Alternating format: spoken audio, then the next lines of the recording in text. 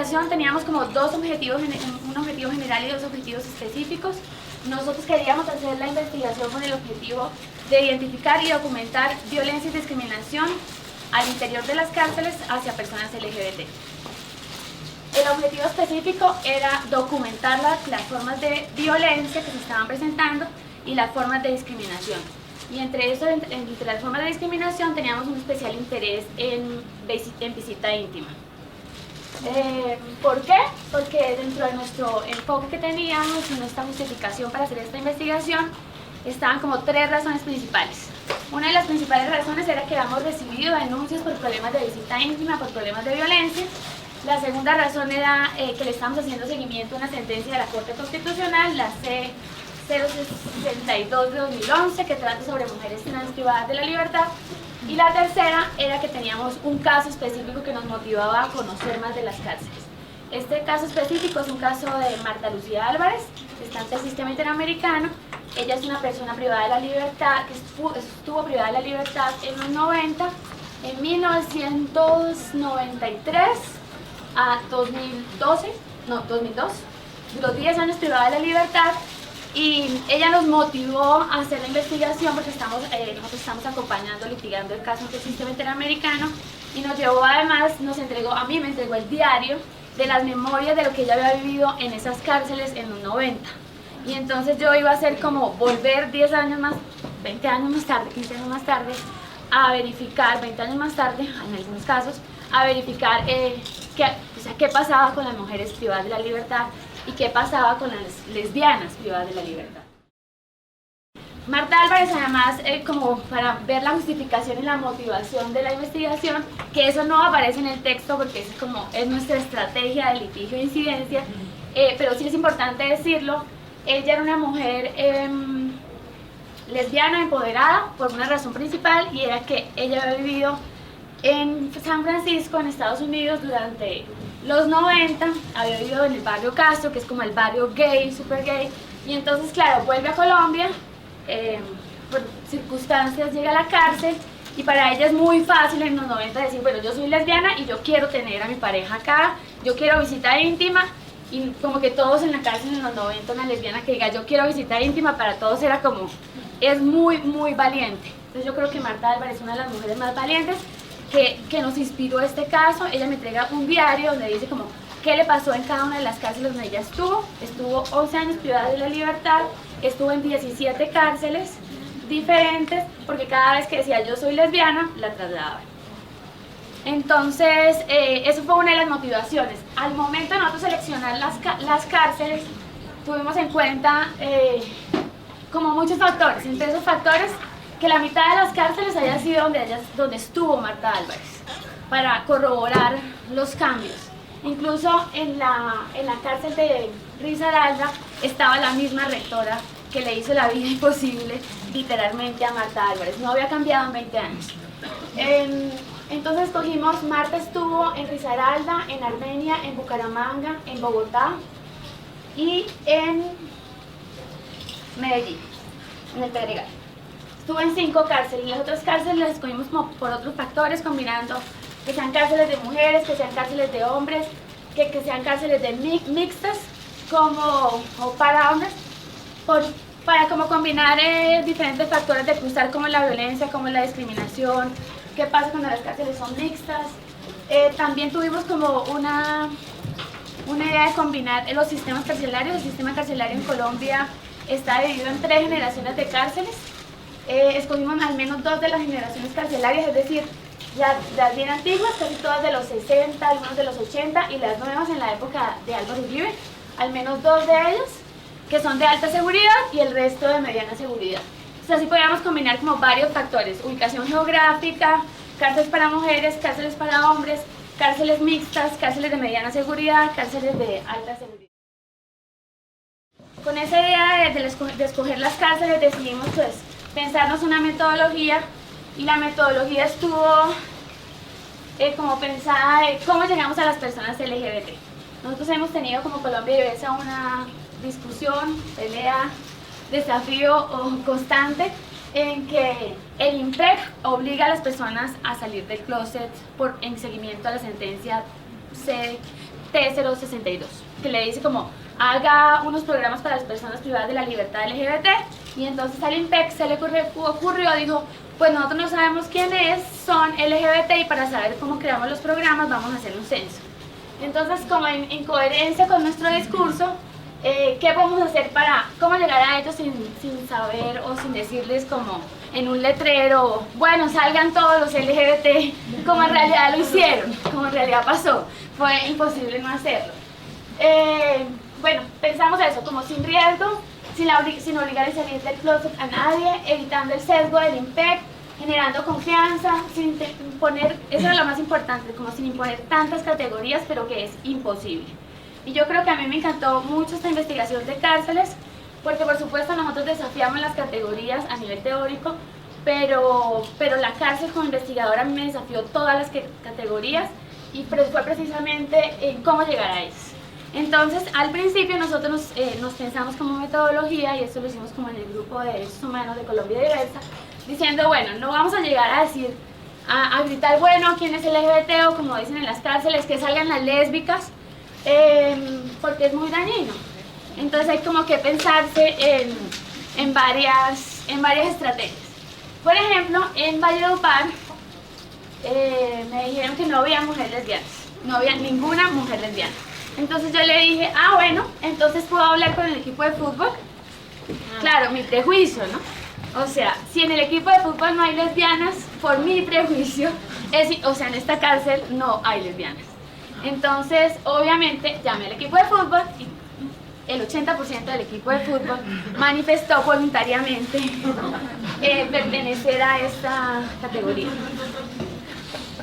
Volviendo a la metodología, entonces la metodología sin daño era pensarnos cómo podemos entrar a las cárceles sin tener riesgos o sesgos.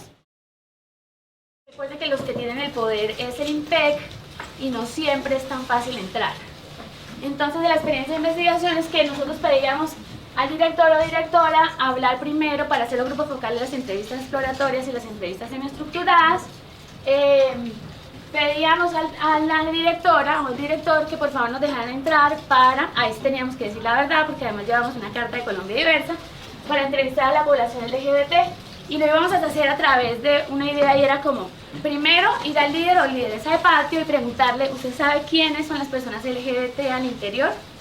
Como más, no con los que están censados, sino como conocimiento a profundidad o voz a voz, como diciendo, bueno, ¿usted sabe quién acá es de este sector, como lo llaman ellos, de este sector social? Pero como que ese era el ideal, como que una persona que está adentro nos diga quiénes están o son reconocidos como parte de la población LGBT. Sin embargo, no siempre pudo realizarse. Era muy difícil que algunos directores nos dejaran entrar y decir, sí, hablen con el líder y después hable con la comunidad.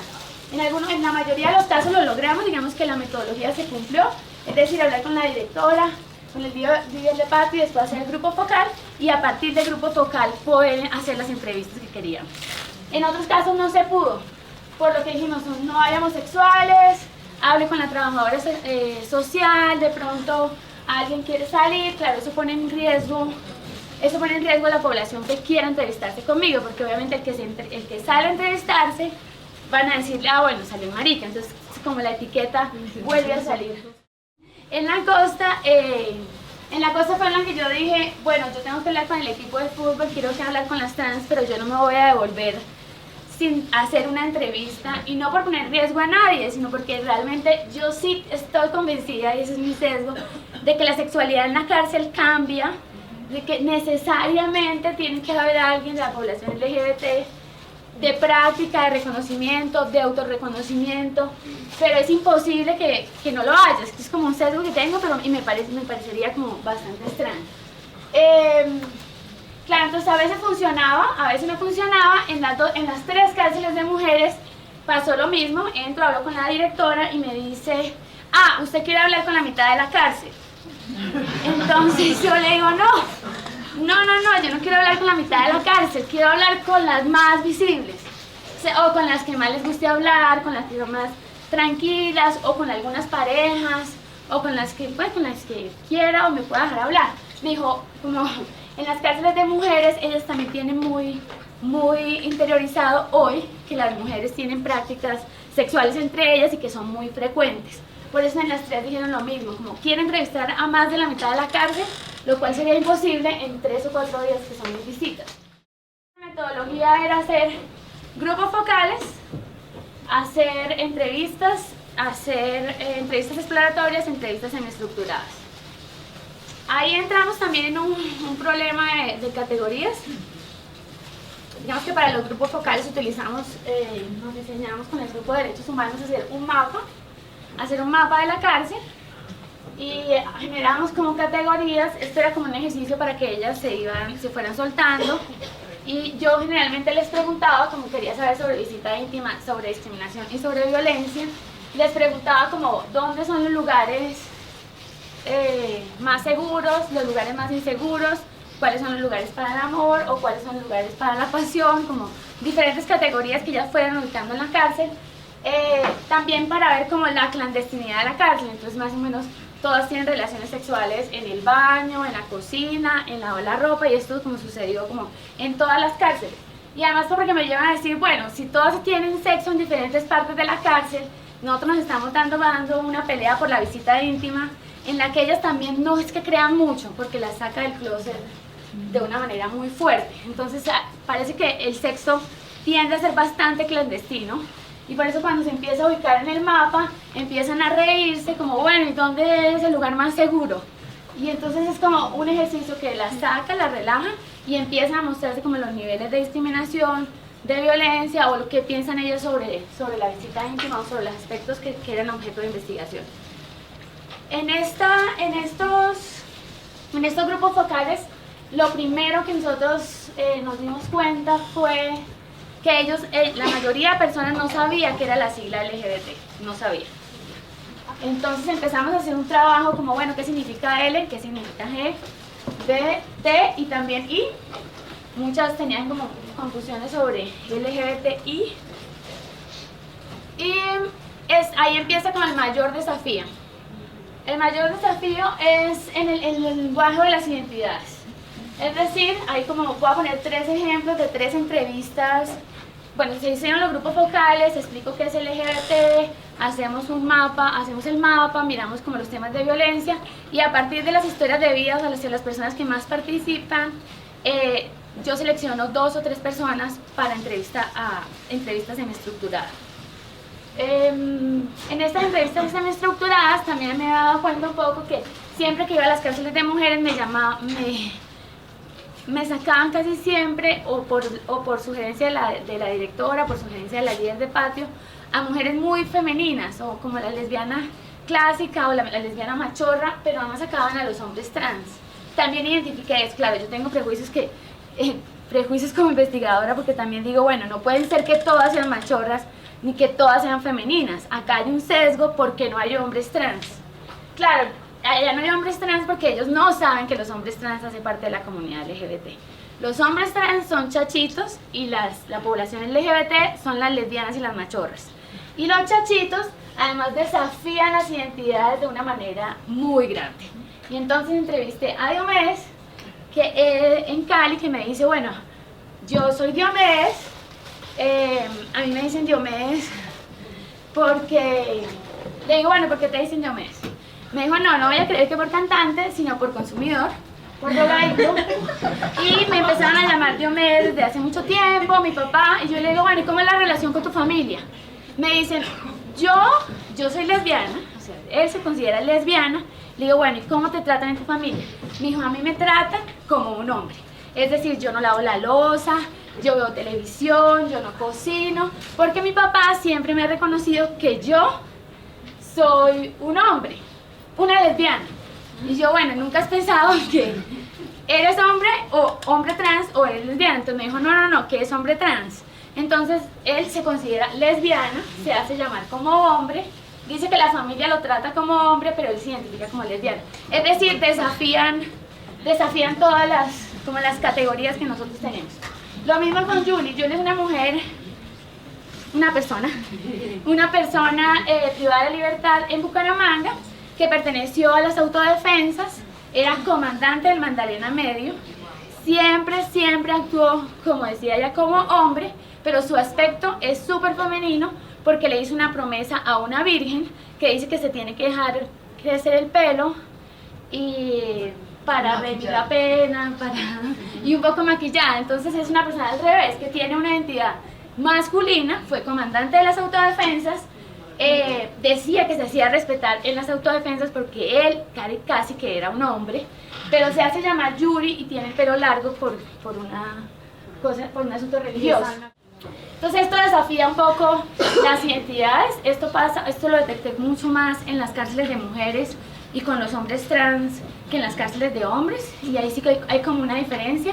Las mujeres trans están mucho más empoderadas, es decir, en términos de exigir como, bueno, yo quiero entrar un vestido, quiero entrar un esmalte, eso hace parte de mi identidad. A veces ellas, por supuesto que muchas veces expresan que ellas son homosexuales o maricas como expresión, como construcción también carcelaria, pero tienen mucho más claro lo que nuestras categorías o las categorías que maneja Colombia diversa en términos de defensa de sus derechos, de reclamar sus derechos, de identidad frente a otros. Entonces ellas como que piden que se llamen con su nombre identitario, es decir, Lucía. Eso pasa más en las cárceles de hombres. Es decir, en las cárceles de hombres están las mujeres trans, para que no se confundan, están los hombres gays, bisexuales y las mujeres trans. Porque la división carcelaria es que veo a mucha gente con cara de no estamos entendiendo. Entonces, cárceles de hombres, cárceles de mujeres. En las cárceles de hombres biológicos hacen parte de la población LGBT, los hombres gays, los hombres bisexuales y las mujeres trans. Además, yo creería que otras categorías, personas que tienen sexo entre ellos, personas que tienen sexo con la población LGBT y no se identifican, que son conocidos como los cacoros, es decir, los novios de las mujeres trans, los novios de los hombres gays que no quieren identificarse como parte de la población. Esa es la parte que está en las cárceles de hombres en Colombia. En las cárceles de mujeres están las mujeres lesbianas, las mujeres bisexuales y los hombres trans. Es decir, que nacieron como mujeres y van a hacer una transición hacia hombres. Entonces, aparte de que tienen otras identidades que se desafían, ellas también se llaman diferentes. Digamos que al interior de la cárcel hay otro lenguaje, un lenguaje que en términos carcelarios nace como para protegerse, es decir, para que la guardia no sepa. Cuando les pregunté, muchos decían, es para que la guardia no sepa en qué términos hablamos nosotros. Por eso la mayoría de personas tienen como otro lenguaje para todo. Y ese lenguaje es para prevenirse contra la guardia que no sepa en términos de todo, de comida, de cigarrillos. Ellos le cambian el nombre a todo para protegerse de la guardia. Y así se crearon como nuevas categorías o nombres identitarios, y entonces es más difícil cuando uno llega a hablar de LGBT y ellos nunca han escuchado la palabra de hombre trans jamás en la vida, mujer trans tampoco. Ellos saben que se conocen ahí como las machorras, las areperas, las maricas, los pirobos, las ollitas, los bizcochos. Eso depende también de la zona regional. Digamos que en la costa varían los nombres, en Santander varían los nombres, en Bogotá los nombres identitarios varían bastante. A partir de entender más o menos estas dinámicas de identidad de género, de orientación sexual y del lenguaje carcelario, nosotros podemos identificar como los prejuicios. Pues parte de la investigación fue identificar los prejuicios y los estereotipos en temas de discriminación, que son muy fuertes. Y ahí creo que voy a resumirlos todos porque creo que nadie se salva, los estereotipos están en todo. Están en la sexualidad, cómo se piensa de los bisexuales, cómo se piensa que la sexualidad puede ser solo una, usted es gay y nació así y murió así, no puede variar nunca. Obviamente los besos y las manifestaciones de afecto son muy rechazadas por todos, es decir, por la guardia, por las mismas internas, incluso por las mismas personas LGBT, es decir, ellos dicen, yo puedo darle un beso, pero no puedo dar un beso delante de la familia porque es falta de respeto, las familias y las mamás y los niños no pueden ver esto tan mal hecho, o algunas dicen, no, cuando yo salga de la cárcel, yo voy a dejar las drogas y las mujeres, porque esos son como dos cosas que me tienen mal. Otros estereotipos es sobre el trabajo sexual, como todas las personas LGBT hacen trabajo sexual, son promiscuos, por eso hay reproche y por eso se levanta más discriminación. Eso pasa por la guardia y pasa por otros internos. El estigma del contagio del VIH es como algo que es frecuente, por ejemplo, como un mecanismo de defensa. Algunas llegan a cortarse los brazos, como diciendo, bueno, yo soy persona trans, debo tener VIH, y esto es una práctica, no necesariamente tiene VIH, es una práctica de autoagresión para defenderse de muchas formas de violencia, y ha sido totalmente invisibilizado por el IMPEC. El IMPEC piensa que eso es problema de ellas, que eso es falta de disciplina. A la que se den cuenta que se cortó, obviamente va para el calabozo. Siempre lo han manejado como un tema de disciplina, de defenderse para no ser agredido. Solo quiero como cerrar con una parte de los problemas estructurales de la cárcel y la población LGBT. Yo creo que en general el hacinamiento, la corrupción, la ingobernabilidad, los temas de salud y de dignidad humana son más profundos y hay mayores riesgos cuando se trata de población LGBT, y eso es como entre más hacinamiento hay más violencia, y entre más violencia obviamente es más fácil que agredan a las personas por su orientación sexual e identidad de género.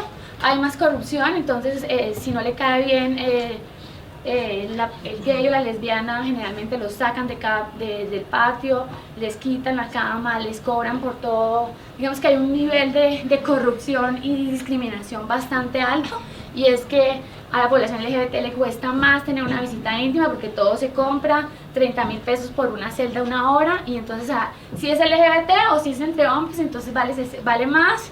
Entonces como que estos problemas estructurales de ingobernabilidad, corrupción, problemas de salud y hacinamiento son más propensos a que haya vulneración de derechos humanos para la población LGBT. Eso sí es como un hallazgo en concreto de todo lo que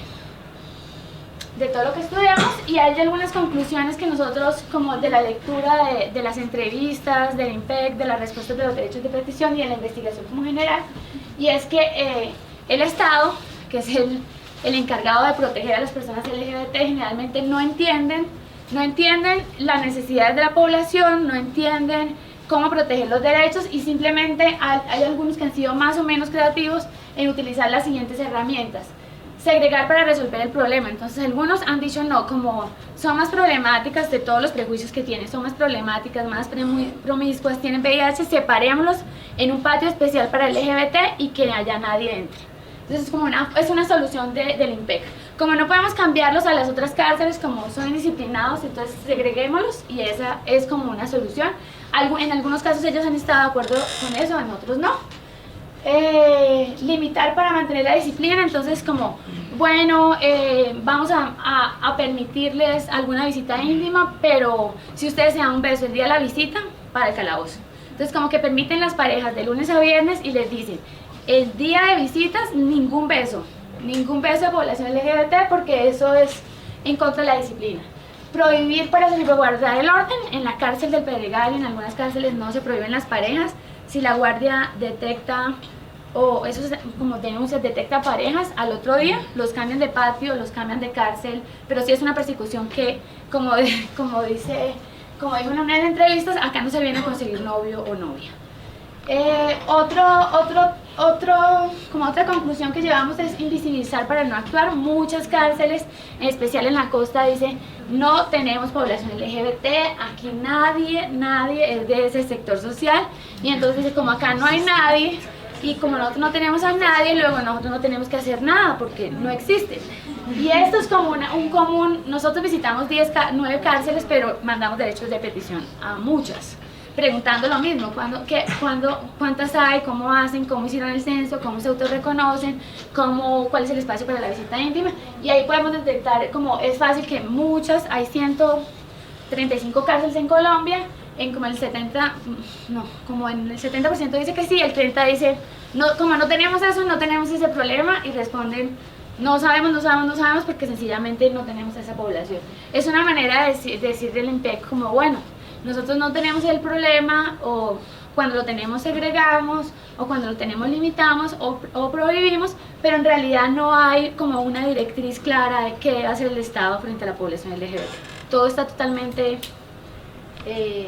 depende del director de la cárcel, depende de la experiencia, depende también para mí de las internas. Muchas internas han ganado sus derechos a punta de, como Marta Álvarez, poner tutelas, decir yo quiero esto, yo tengo derecho a esto, y entonces hay cárceles que son más respetuosas de los derechos de las personas LGBT, mientras otras realmente no lo quieren desconocer y no quieren hacer nada.